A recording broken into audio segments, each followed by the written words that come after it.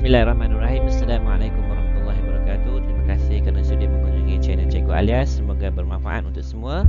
Jangan lupa tekan like, share dan subscribe. Mudah-mudahan sedikit perkongsian ini membantu anda semua. Bismillahirrahmanirrahim. Assalamualaikum warahmatullahi wabarakatuh. Terima kasih Cikgu ucapkan kepada semua murid-murid, anak-anak di luar sana yang sudah lagi mengunjungi channel Cikgu Alias untuk belajar sejarah. Tahniah dan terima kasih. Tahniah kerana terus bersemangat untuk belajar sejarah walaupun kita masih lagi berada di rumah. Baiklah, hari ini kita masih dalam tajuk yang sama, Tun Perak Bendahara Terbilang, untuk bahagian yang kedua.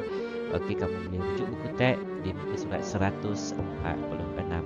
Baiklah, mari kita mulakan. Sebelum itu sedikit maklumat pelajaran. Kita akan belajar menguraikan kebijaksanaan Tun Perak dalam membina kegemilangan Kesultanan Melayu Melaka dan nak menjelaskan nilai kepimpinan Tun Perak yang boleh kita contohi. Baiklah, ini kita nak lihat kebijaksanaan Tun Perak. Seperti yang kita tahu, kebijaksanaan Tun Perak telah menyumbang kepada kegemilangan Kesultanan Melayu Melaka.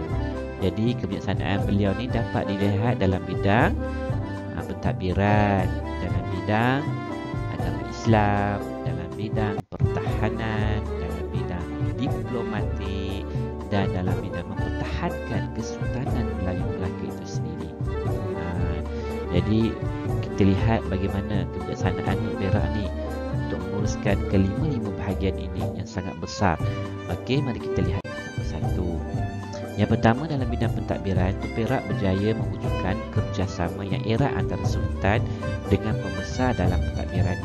Kerjasama ini berjaya meluaskan empayar Melaka meliputi tanah Melayu, pantai timur Sumatera dan Kepulauan Riau. Disebabkan kebijaksanaan inilah maka negeri Melaka dapat meluaskan empayar mereka, jajahan mereka ke tanah Melayu lain, ke pantai timur dan seterusnya ke Sumatera dan ke Kepulauan Riau Lingga. Maknanya dia mewujudkan hubungan yang baiklah antara pembesar dengan pentadbir ini untuk menguruskan. Okey. Seterusnya kamu lihat sedikit peta di situ. Ini petunjuk empayar Kesultanan Melayu Melaka suatu masa dahulu. Yang warna merah jambu tu, itu adalah empayar negeri Melaka ketika itu. Keluasan mereka menguasai kawasan-kawasan tersebut. Betapa luasnya kan ketika itu. Ini menunjukkan kebijaksanaan Tun Perak dalam urusan pentadbiran. Seterusnya kita lihat dalam bidang pertahanan pula. Dalam bidang pertahanan, Tun Perak mengarahkan supaya jamu dipasang pada setiap pokok bakau di sepanjang pantai dan tersiar membatalkan hasrat untuk menyerang Melaka. Mereka menyangka ramai tentera Melaka telah bersedia di pantai tersebut. Cuba lihat gambar yang diberikan kan.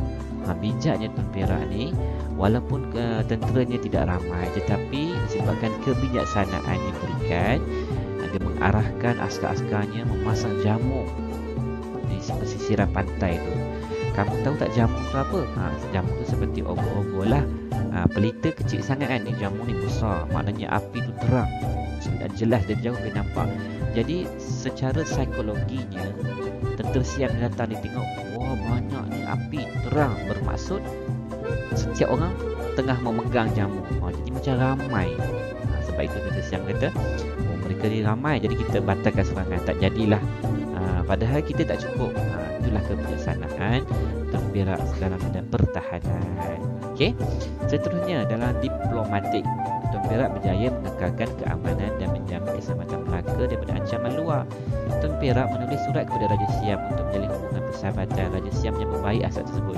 Tadi dia nak serang kan, kemudian tak diserang, dia balas balik dengan hantar surat kata nak bersahabat. Bila orang hubungan sahabat, jadi kita pun terimalah jadikan sahabat. Bijaknya hubungan luar yang dilaksanakan oleh Tun Perak. Seterusnya dalam bidang agama, Tun Perak merupakan seorang pembesar yang berpegang teguh pada ajaran Islam. Tun Perak menggalakkan kedatangan ulama ke Melaka dan menasihati Sultan. Lihat bijaknya, kita dah tahu kita ni kurang pengetahuan berkenaan dengan Islam. Dipanggilnya ulama datang untuk menasihati Sultan itu sendiri. Dan seluruh rakyat jelata.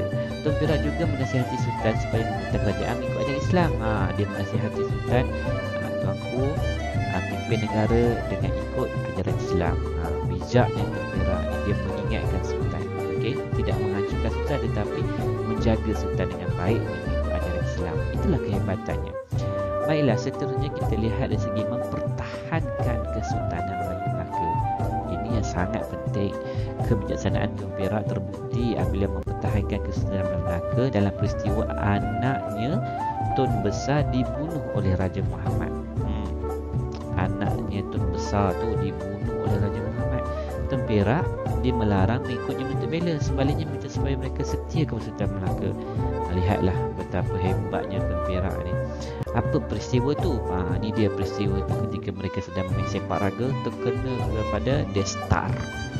Destar. Apa tu Destar tu? Destar tu tengkolok lah yang dipakai oleh anak raja tu. Kan? Betapa hebatnya. Dia menyelesaikan masalah dengan menggunakan kebijaksanaan. Okey. Baiklah, mari kita imbas kembali. Imbas kembali apa yang telah cikgu terangkan sebentar tadi. Yang pertama, kita lihat balik daripada bahagian yang pertama dahulu, riwayat hidup Tun Perak. Apakah nama sebenar dia, berapakah orang adik-beradik dia, apakah jawatan yang dia pegang. Tun Perak ni pernah memegang jawatan sebagai Penghulu Kelang dan Penghulu Bendahara Melaka, nanti sebagai Bendahara Melaka. Itu tentang riwayat hidup dia. Kemudian kamu imbas balik tentang peranan Tun Perak ni. Tun Perak mainkan peranan utama sebagai ketua pembesar, penasihat sultan, ketua diplomat dan panglima tentera. Itu peranan dia. Okey. Dan yang terakhir, kebijaksanaan Tun Perak ni kita kena ambil tahu supaya contoh yang baik kita boleh ikut. Okey, kebijaksanaan Tun Perak dapat dilihat dalam bidang pentadbiran, pertahanan, diplomatik, pengembangan agama Islam dan mempertahankan Sultan Melayu. Ini yang telah cikgu terangkan sebentar tadi. Jadi tamatlah kita untuk tajuk Bendahara Tun Perak ni, bendahara terbilang dalam unit yang ke-11 unit yang ke-10. Okey, baiklah, terima kasih cikgu ucapkan kerana sudi mengunjungi channel cikgu Alia. Jangan lupa kamu telah like, share dan subscribe sebagai tanda sokongan kepada cikgu untuk menghasilkan lebih banyak lagi video untuk kamu semua. Okey, sekian dahulu, terima kasih. Assalamualaikum warahmatullahi wabarakatuh.